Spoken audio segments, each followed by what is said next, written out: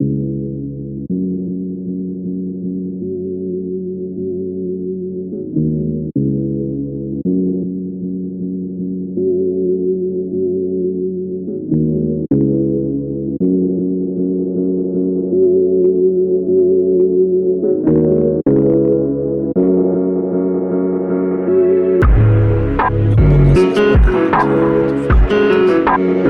love the titles, and it makes so much sense what you've written, like the emotions and fears, your why, and also the examples you gave showed the character needed, the confidence needed. How do you produce that drive? But firstly, how do you define your why? Well, for anyone who's listening, you definitely got to read the Pre-Med Survival Guide so that you can get that strategic framework, because it's hard. Sometimes we think sometimes it can be very simple, right? Well, I want to be a doctor because I want to help people. I want to be a doctor because my parents told me to. I'm good at science, and why not? You can make good money and you have a good life. There's nothing wrong with that. What I urge readers and future doctors to get an idea of before they start their intensive journey is to go deeper than that. Because when you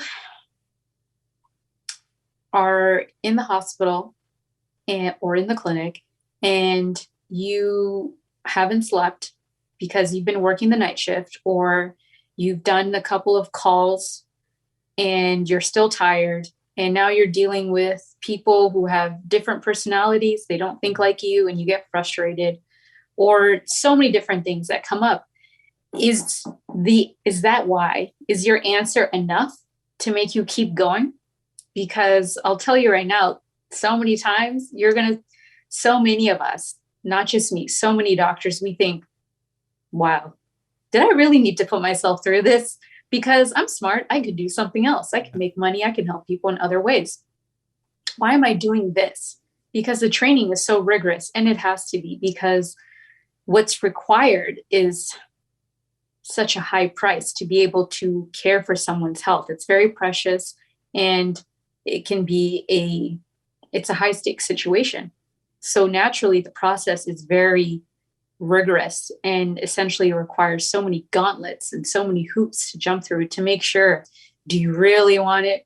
Are you sure you're going to stick to it? It's really hard. There's a lot of information. Okay, now that you got the information, make sure you can apply it. And there's so many challenges that will require you to have a very powerful why. And that's why I made that the first chapter, define your why. You've got great quotes. Even you mentioned a few quotes today, but you've mentioned in your book. I don't want to give your book away, don't give it all away. So I'm just kidding. So one was, success is earned, hard work is the rent that's due. Can you elaborate on that? Yeah. So hard work is the rent that's due every day, Monday through Saturday. Yeah, it's true. Because, so I mentioned earlier that just the application cycle to try to get into medical school takes 1 year. That's just to apply.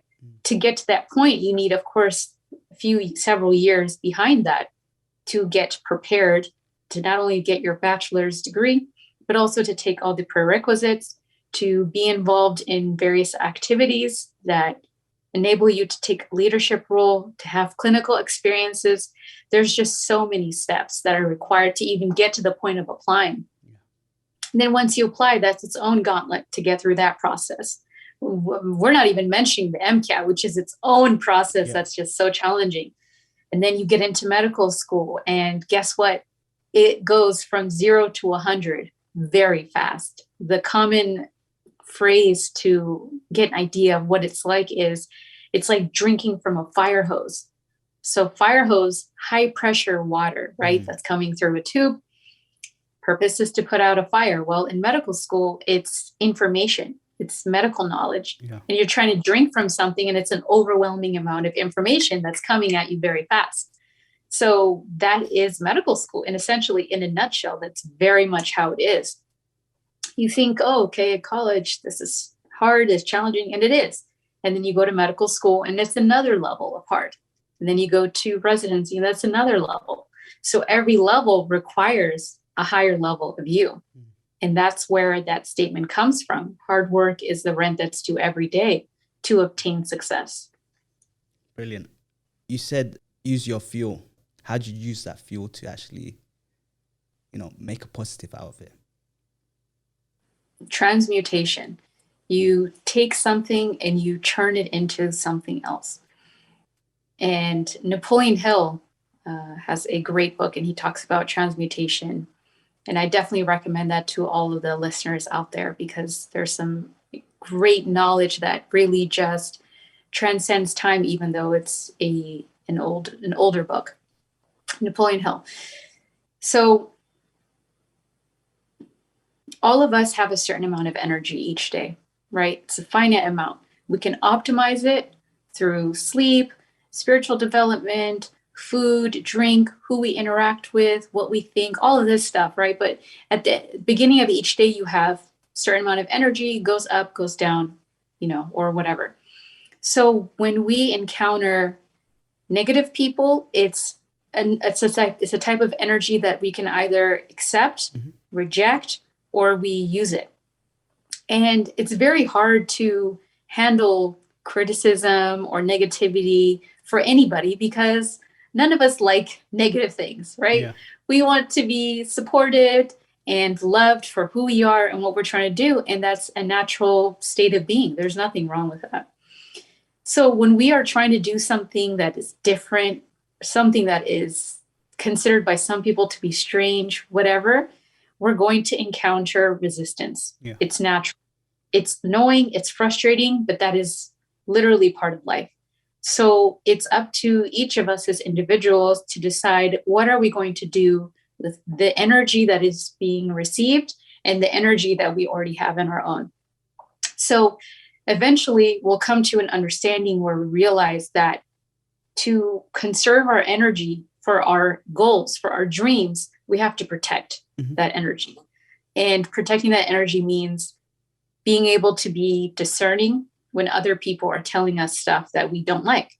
Sometimes people are coming from a good place, but it still is negative. Say a relative, a teacher, a friend says, oh, you want to be a doctor? That's too hard. Like, school takes forever, and you're going to be old, and you're going to be single forever, or it takes forever to make money, and so many things that they can say. Well, maybe they're telling you because they're actually worried for you. They think, oh, this person is nice, they're smart, they could do anything else, something that doesn't have to be so demanding on their life. They could find the joy, the success somewhere else. And maybe that could be true. There's nothing wrong with that.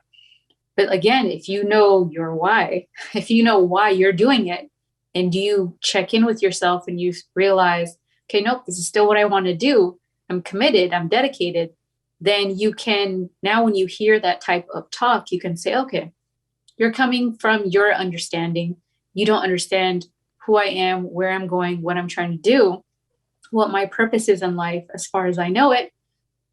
Thank you for your words, and then move on. You don't have to engage them, right? Or another way is to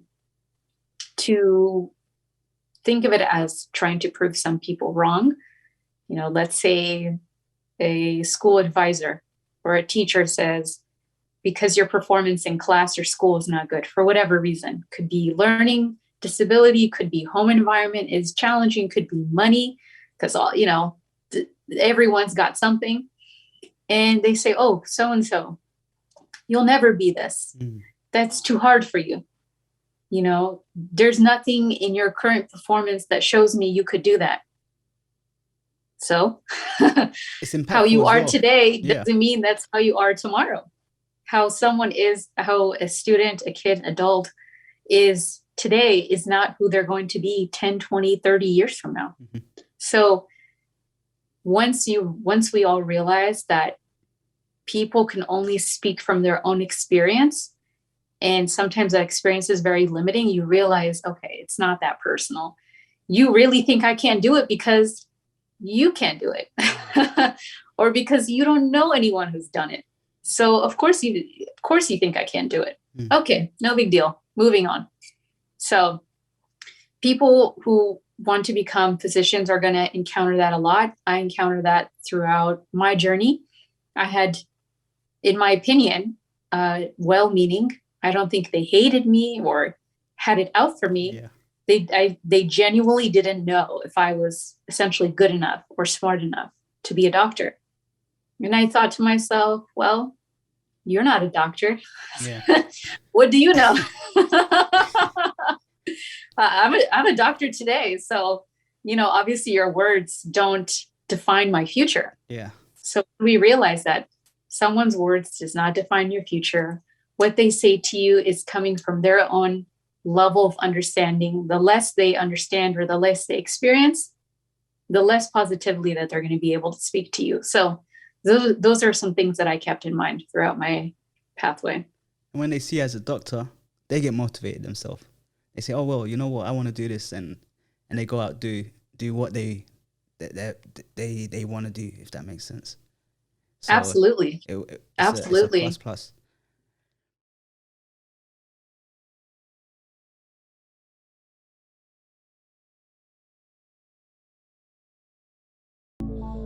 Yo,